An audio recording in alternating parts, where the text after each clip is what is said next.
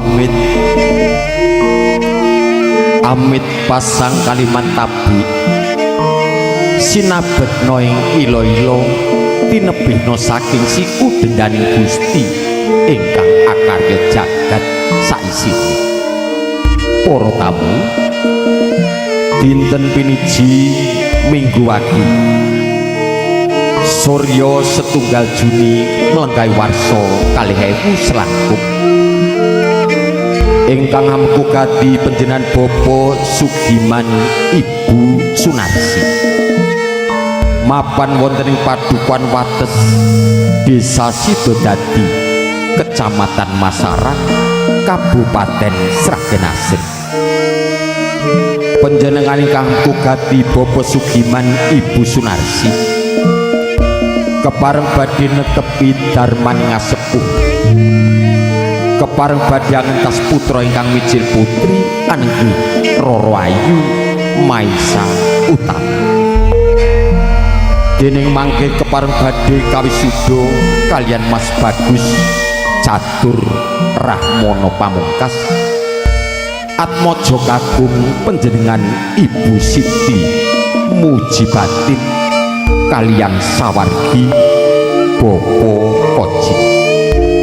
Para tamu, jejering pambiyawara kepareng badhe maosaken menggah urut-urutaning tata cara upacara ingkang sampun karakit dening para sutresna budaya wonten ing Padukuhan Wates Sidodadi Masaran Sragen.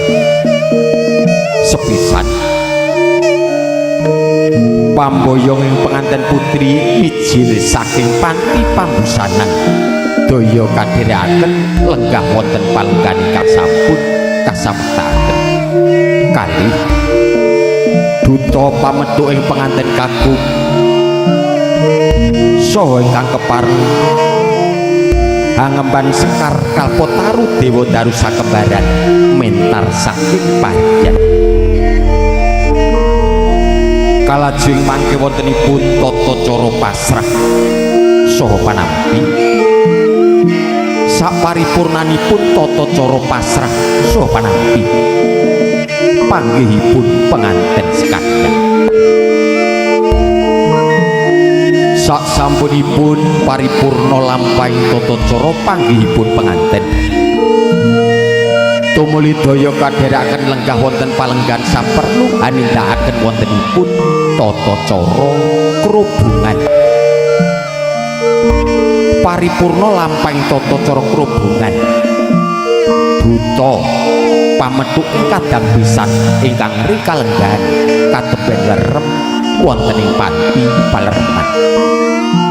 Sak sampunipun kadang pisan anggenipun mertui sampun kepareng rawuh tumuli penganten sekalian hanindakaken lampahing tata cara salajengipun anggih sungkem pangabekten dhateng sudarmanipun kekalih.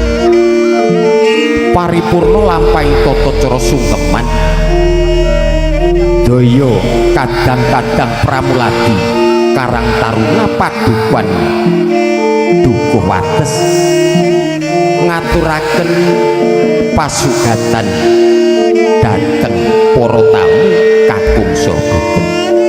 Para tamu sabibaripun kadang pramuladi ngaturaken lepas bujang tumuling mangke wontenipun tata cara atur pambagya aja ambalan rawuhipun para tamu kakung saha putri.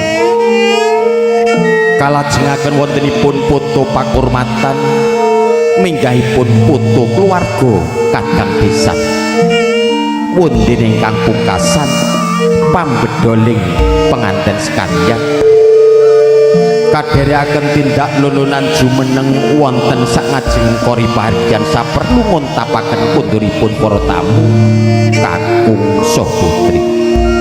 Mekaten para tamu menggah lampahing pratelan upacara pahargyan ingkang kapurba ingkang kugati panjenengan Bapak Sugiman Ibu Sunarsi.